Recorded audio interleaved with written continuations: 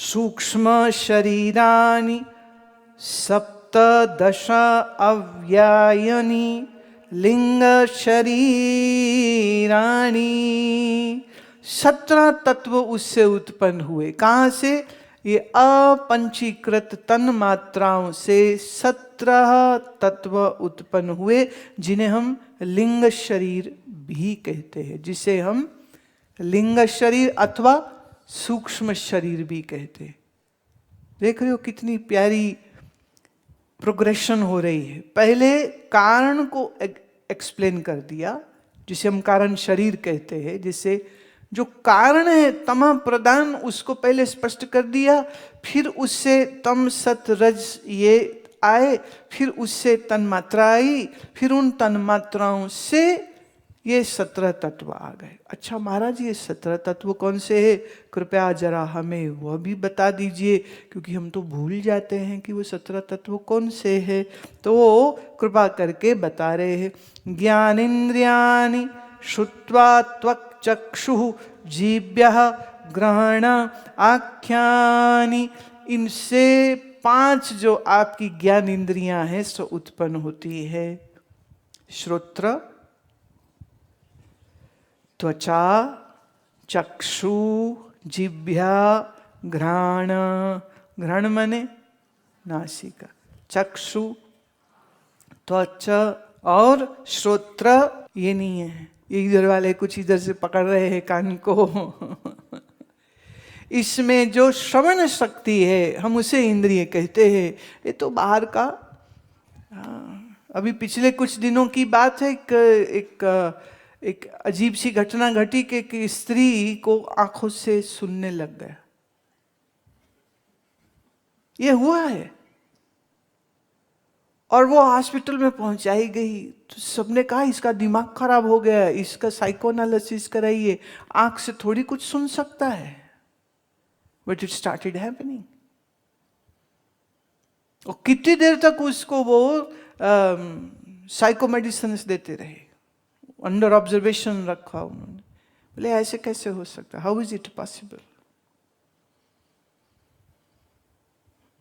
जिस शक्ति से कान सुनता है उससे हम श्रवण इंद्री कहते। जिस शक्ति से आंख देखती है उसे हम नेत्र इंद्री कहते। पूरा शब्द है नेत्र इंद्री, सिर्फ नेत्र नहीं हम बोलते। कर्ण इंद्री, नासिका इंद्री, जिह्वा इंद्री और आपकी त्वचा इंद्री। पैरालिसिस वाले के पास त्वचा तो है पर अनुभूति कोई नहीं है। बहरे के पास कान तो हैं पर श्रवण की शक्ति नहीं है। और जब आपको जुकाम हो जाए जोर से तो नाक तो है पर सूंघने की शक्ति नहीं है। तो ये सूक्ष्म जो तत्व हैं उनकी बात कर रहे हैं और ये ज्ञान इंद्रियों की बात करी है। ज्ञान इंद्रियों के बाद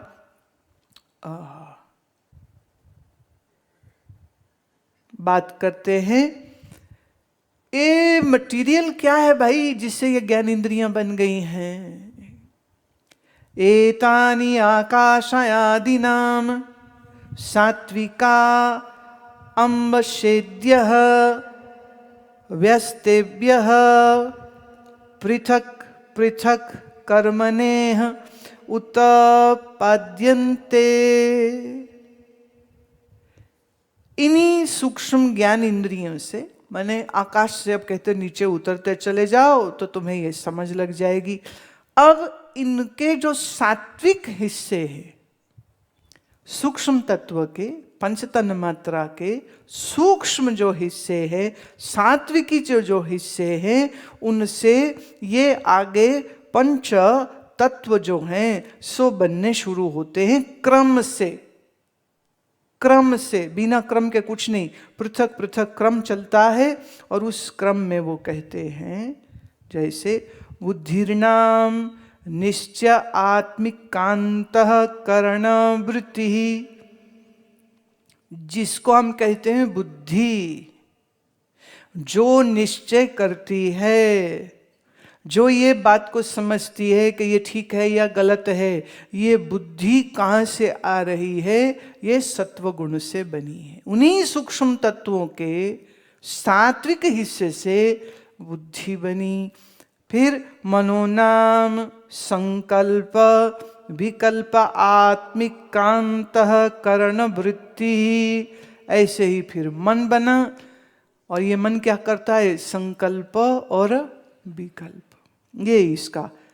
और संकल्प विकल्प मतलब कभी इधर तो कभी उधर, कभी इधर तो कभी उधर, which keeps on fluctuating, which keeps on moving, which doesn't wants to stay. बुद्धि क्या है? वो एक जगह में टिक जाती है तो अटक जाती है एकदम। मन का कहता है ओ बोले हम कहीं नहीं अटकते, हम कभी यहाँ हैं, हम जब आश्रम में हैं तो घर याद आएगा, जब हम घर में हैं तब हमें आश्रम याद आएगा। ये मन है ना। और बुद्धि क्या है? वो कहती है जहां बैठो वहीं बैठो, जाओ वहीं रहो। तो बुद्धि और मन का बड़ा भेद है। जो स्थिर रहे सो बुद्धि, पर जो हिलता रहे सो। ये बात याद रखने की है। लोग मन को बुद्धि कह देते हैं और बुद्धि को मन बना देते हैं। बुद्धि वो है जो स्थिर रहे, और मन है जो अस्थिर रहे। तो ध्यान आदि हम मन को स्थिर करने के लिए करते हैं, बुद्धि के लिए नहीं करते। आप ध्यान लगाओ, जैसे बहुत लोग लगाते हैं ध्यान, आंख बंद करके बैठ जाते हैं, पर अंदर बुद्धि क्या है? वो जब निश्चय नहीं होता है तो बुद्धि अस्थिर, और जब तक आंख बंद है तब तो बड़ा अच्छा लग रहा होता है, पर जहां आंख खोली बुद्धि में था अज्ञान, बुद्धि में था आवरण। जहां होगा आवरण वहां होगा विक्षेप। यही प्रॉब्लम है। जो इस बारीकी को नहीं समझते वो कहते किसी से मिलना ही नहीं है, जिससे मिलो विक्षेप होता है। हम किसी से मिलेंगे ही नहीं, हम तो गुफा में बैठ जाएंगे, वहीं ठीक रहेंगे। हमने जिंदगी खराब नहीं करनी है, हम विक्षेप में नहीं रहना चाहते, हमको भी आनंद चाहिए, हम क्यों विक्षेप लें? तो किसी को मिलने मतलब विक्षेप हो गया। इसलिए योगी संसार से डर के भाग के किसी गुफा में जाके बंद हो जाते। दूसरे को मिलेगा मान अपमान, लेन देन, ये वो, कुछ ना कुछ तो होगा व्यवहार में। फिर बुद्धि जो है आवरण वाली है तो विक्षेप में आ जाएगी। अच्छा उल्टा करो, अगर बुद्धि का आवरण दूर हो जाए, माने अगर बुद्धि का आवरण दूर हो गया तो जो दूसरी शक्ति है विक्षेप, वो रहेगी क्या? अच्छा हमने अपना आवरण दूर कर लिया, फिर उसके बाद कहीं भाग के किसी गुफा में आंख मुंह नाक कान बंद करके बैठने की जरूरत नहीं रह जाएगी। क्यों? शरीर सहित, अपने शरीर सहित जो कुछ संसार में दिख रहा है भ्रम की प्रोजेक्शन ही तो है। और आवरण मुक्त है तो अपने स्वरूप का कभी अबोध नहीं होता, स्वरूप का बोध रहता है। तो मुझे बताइए ऐसा व्यक्ति क्या आंख कान नाक मुंह बंद करके सबसे कट के दूर चले जाओ, सब स्यापों से दूर रहो कहीं, इसकी आवश्यकता उसको कभी नहीं पड़ेगी। इसीलिए इस वेदांत ज्ञान को देने वाले शंकराचार्य अपने 32 साल की आयु में, छोटी सी इस आयु में एक दिन भी कहीं वेकेशन मनाने नहीं गए हैं, एक दिन भी कहीं छुट्टी उन्होंने नहीं करी है। ज्ञान का डिम डिम घोष सब जगह करते रहे, पूरा देश घूम घूम करके ज्ञान का प्रचार और प्रसार करते रहे, और बड़े बड़े शास्त्रार्थ कर करके कहाँ कहाँ कैसे कैसे पूर्व मीमांसकों को, शून्यवादियों को, आदि आदि इन सब को ला करके उन्होंने इस वेदांत के पथ पर लगा दी। और समाज को जोड़े रखने के लिए ये 4 मठ बना दिए, उत्तर पूर्व दक्षिण उत्तर में, और कहा कि भाई एक एक महावाक्य उस मठ का मूल रूप रहेगा, और वहां जो आचार्य रहे वो खूब धर्म का प्रचार करे। ये अज्ञान का आवरण हटाए बगैर विक्षेप से मुक्ति ना होगी। और विक्षेप दूर करना है अगर, तो उसके लिए ज्ञान का प्रचार होना चाहिए। और फिर उस पे जितने ये 4 शंकराचार्य बने, हर मठ का एक शंकराचार्य, फिर उसके अंतर्गत उन्होंने एक एक मंडल का एक एक अध्यक्ष होगा, उसे हम बोलते मंडलेश्वर। इस मंडल के माने तुम जो स्वामी हो, तुम जो सन्यासी हो, अब तुम इस मंडल में रहो और यहां सबको ज्ञान का उपदेश दो, जैसी जिसकी योग्यता हो। बिल्कुल ही बच्चा आ गया है तो मंदिर भेज दो, मंत्र में बैठा दो, प्राणायाम में लगा दो, सेवा में लगा दो, दान में लगा दो, जप में लगा दो, तप में लगा दो। थोड़ा सा बुद्धि उसकी ठीक हो जाए तो फिर उसको इस प्रेम के मार्ग में लगा दो, उपासना के मार्ग में। उपासना से वासना जाएगी, ध्यान से विक्षेप जाएगा। और जब मन में समता और इंद्रिय का दम और श्रद्धा हो और अंदर जिज्ञासा आ जाएगी कि ये भगवान कौन है, ये मूर्ति भगवान है, कहाँ है भगवान, मैं कौन हूँ, मरते हैं तो कहाँ जाते हैं। जब ऐसे ऐसे प्रश्न शिष्य उठाने लग जाए तब उसको ब्रह्म ज्ञान का उपदेश दीजिए। तो पूरे देश में 4 शंकराचार्य और उनके अंतर्गत मंडलेश्वर, और जो बहुत सारे मंडलों का जो अध्यक्ष हो जाए उसको कहते थे महामंडलेश्वर। कहाँ थे हम अभी? हाँ, वहाँ एक बच्चा बोला, कहते ये अभी यूथ शिविर में एक बच्चे ने बोला, कहते two gurujis have taught us so many thing. हमारे सन्यासियों ने करे थे ना यूथ वर्कशॉप, तो बोले two gurujis have taught me so many things and I would learn to, I want to learn more. तो हम लोग हंस रहे थे। मैंने कहा टू गुरुजी कहां से हो गए? तो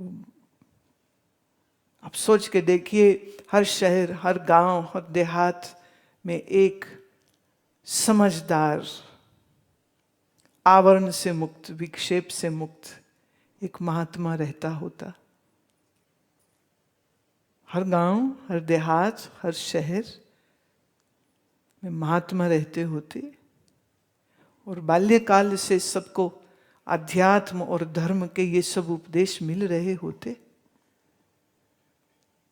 तो ये संसार कैसा होता, कैसा अद्भुत होता है। धर्म विहीन कोई ना होता, ज्ञान विहीन कोई ना होता, ज्ञानहीन कोई ना होता, प्रज्ञाहीन कोई ना होता। उपलब्धि तो होती कम से कम, पर जब महात्मा की ही उपलब्धि नहीं होगी तो ज्ञान की उपलब्धि कैसे होगी? धर्म स्वरूप होता है महात्मा, तो महात्मा जब जीवन में आता है तो धर्म आता है। तो धर्म की जो फाउंडेशन है वो फाउंडेशन एक महात्मा होता है। और महात्मा जो दान देता है ज्ञान का, उस ज्ञान के दान से बड़ा कोई दान नहीं है। क्यों? जन्म जन्मांतर की पीड़ा से मुक्त करके वो स्व में स्थित होना सिखा देता है। तो ऐसे महात्मा के द्वारा मिले हुए ज्ञान के अमृत प्रसाद के मुकाबले में क्या कोई और वस्तु हो सकती है? कोई वस्तु नहीं हो सकती। अपना आप स्पष्ट होए, मैं कौन हूं ये समझ लगे। वाह! जब दिल साफ कर लिया, जब ये माना कि मन अलग अलग हो सकते हैं पर मन के पीछे चैतन्य आत्मा तो एक ही है और हम मन नहीं हैं, हम तो चैतन्य स्वरूप है, तो फिर गैर कोई रहा? गैर मतलब दूसरा। मैं ही आनंद स्वरूप हूं। जब ये ज्ञान हुआ तो इसको कहते हैं बादय बदहत। बादय बदहत मतलब क्या होता है? अद्वैत की शराब को जिसने पिया, बादय बदहत, खेशो बेगाना आश न देखा। खेशो माने बेगाना जो है, कोई दिखा नहीं, और सब अपने या कहो पराए, इस दुविधा से हम छूट जाते हैं जब इस मन से आवरण उठ जाते हैं। आपने सपने में दुश्मन देखे, वो भी तुम ही थे। शत्रु देखे, तुम ही थे। मित्र देखे, वो भी तुम ही थे। देह सबके अलग थे, पर था तो सब कुछ तुम्हारा ही मन, कि कुछ और था। तो ये खुली आंख में भी जो कुछ तुम देख रहे हो, वो हो तो तुम ही। पर अपना आप देखोगे कभी? ज्ञान से अज्ञान आवरण को हटाओगे तभी तो बात इतनी सी है, दिल अपना ही साफ करना है, दूसरों को नहीं सुधारना है। प्यारे, ये प्रोग्राम छोड़ दीजिए, किसी को नहीं सुधारना है। ये सब गुरु सीख जाएं कि किसी चेले को नहीं सुधारना है, और सब दुनिया वाले सीख जाएं कि परिवार वालों को नहीं सुधारना है।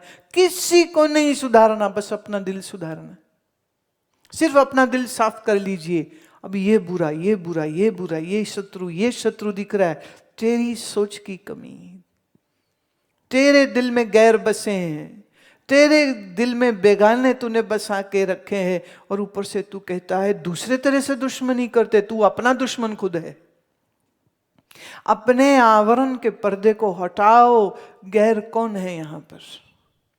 एक ही आत्म चैतन्य से आश्रित, उसी से आश्रित तमा अज्ञान में विक्षेप हुआ तो आकाश आदि ये सब हुए, और फिर तन मात्रा हो रही हैं, और फिर सूक्ष्म शरीर हो गया, और फिर इंद्रियां हो गई, और फिर आगे क्रम चलेगा। भी मैंने बताया नहीं, रुक जाओ, पर चल रहा है ना आगे साहब। तो पहले तो समझाया ही है ना, पहले तो सुनाया ही है ना, लेकिन उसके प्रौढ़ता के लिए कितना प्यारी बात हो रही। गैर कौन है यहां पर? एक ही चैतन्य, एक ही माया।